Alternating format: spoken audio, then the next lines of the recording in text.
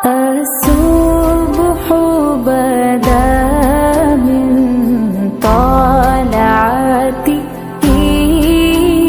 والليل دجى من। अस्सलामुअलैकुम जी, क्या हाल चाल है। उम्मीद है आप सब ठीक है। मैं बिल्कुल ठीक हूँ अल्हम्दुलिल्लाह।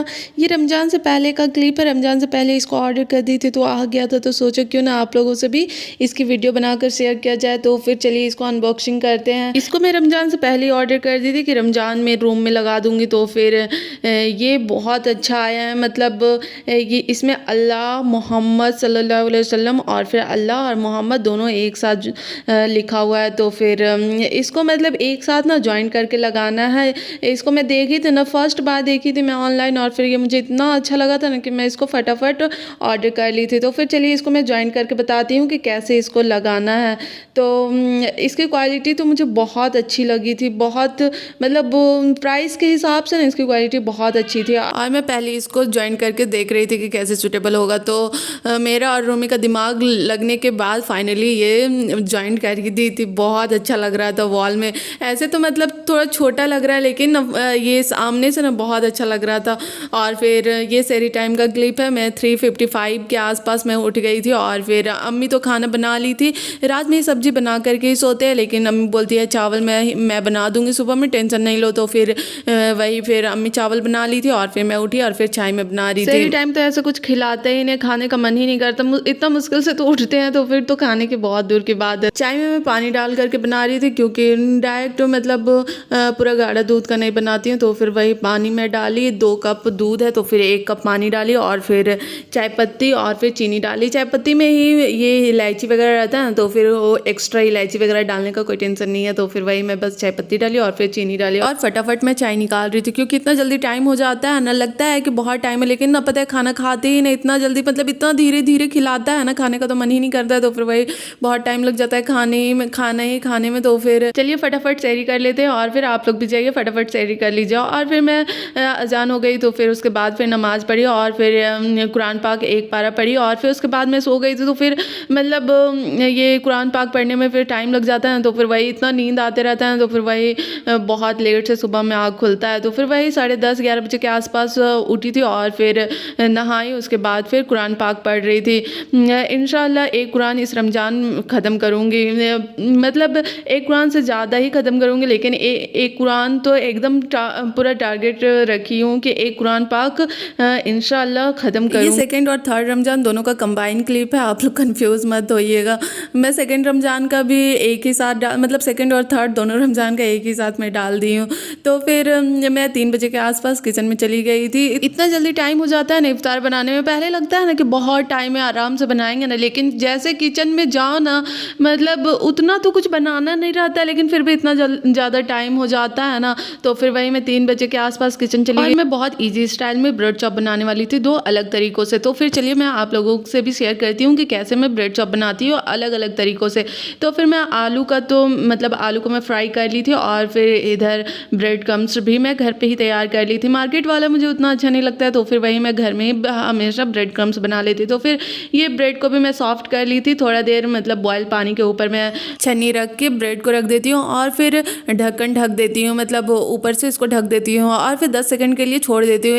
ऐसे करने से ना ब्रेड बहुत अच्छे से सॉफ्ट हो जाता है और फिर उसमें कितनों मतलब आलू भरो ना, उससे टूटता नहीं है। तो फिर मैं ये ब्रेड को एक ब्रेड को मैं 2 पीसेस कर ले रही थी और फिर इसमें अब आलू भरूंगी और फिर इसको फोल्ड कर करके मैं बना लूँगी। फर्स्ट रमज़ान में पता है जैसा लगा था ना वैसा अब नहीं लगता है। फर्स्ट रमज़ान में ये ग्रोसरी का आइटम्स भी लेने के लिए चली गई थी, तो हालत तो बहुत ख़राब हो गया था, लेकिन अब माशाल्लाह मतलब कुछ भी नहीं लगता है। बस शाम होते होते हल्का हल्का प्यास लगने लगता है और वैसा कुछ भी भूख प्यास वैसा नहीं लगता है जैसे मतलब फर्स्ट रमज़ान में जैसा लगा था वैसा। पिछले साल रमज़ान में तो बहुत गर्मी थी, मतलब बहुत ज़्यादा धूप था, लेकिन अब तो माशाल्लाह बहुत अच्छा मौसम है वैसा धूप नहीं करता, मतलब धूप भी करता है लेकिन मतलब उतना ज़्यादा ना कोई इफ़ेक्ट नहीं पड़ता है। अगर घर में रहो तो बाहर जाने से थोड़ा मोड़ा पड़ता है, लेकिन घर में रहने से तो वैसा कुछ भी ये नहीं लगता। और फिर ये मैं इफ़्तार का पूरा इफ़्तार रेडी कर ली थी और फिर ये इफ़्तार करने के लिए बैठे हुए थे। अजान भी हो गई थी तो फिर हम लोग वही इफ़्तार कर रहे थे। तो फिर ये फ्रूट सब था और फिर फ्राई आइटम सब था और फिर ये धनिया पत्ती और टमाटर का चटनी बनाई थी, तो फिर उसको भी मैं निकाली थी। और फिर चना, बॉयल वाला चना और फिर कच्चा चना था। और ये नेक्स्ट डे का क्लिप है, मतलब थर्ड रोज़ा क्लिप है।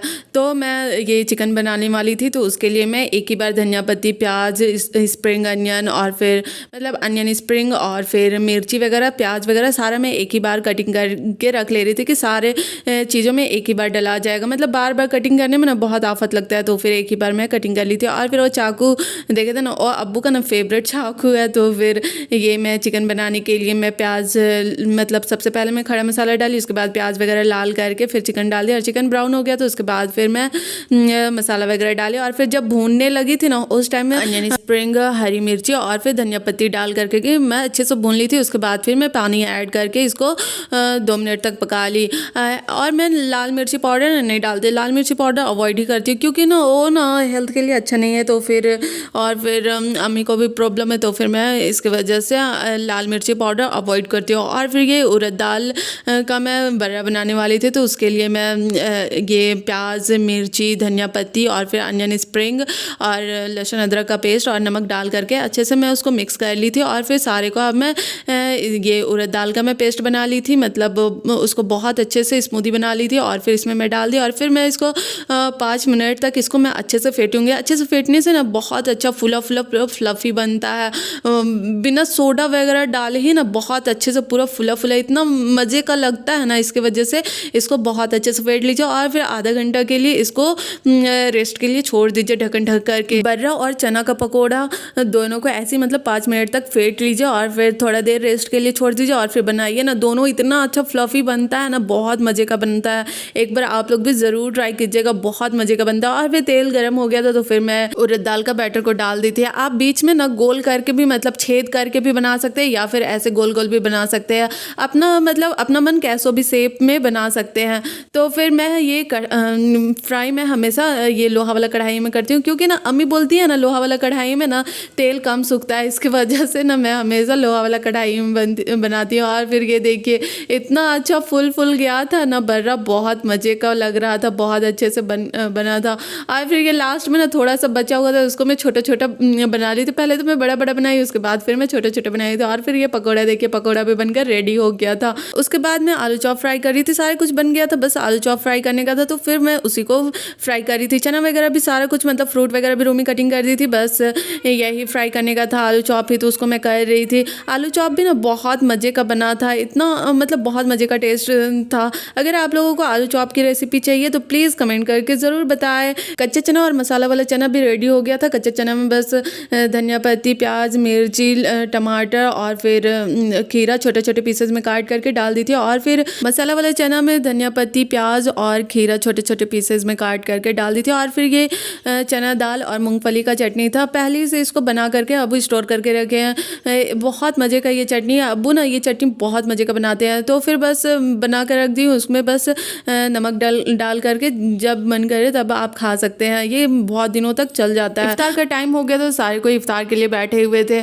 तो फिर फ्रेंड्स आज का ये व्लॉग बस यहीं तक है। आप लोगों को मेरा आज का ये व्लॉग कैसा लगा कमेंट करके ज़रूर बताना। और अगर आप लोगों को मेरा वीडियो पसंद आए तो प्लीज़ लाइक, शेयर और चैनल को सब्सक्राइब कर दीजिएगा। फिर मिलेंगे एक नई वीडियो के साथ, तब तक के लिए अल्लाह हाफिज़।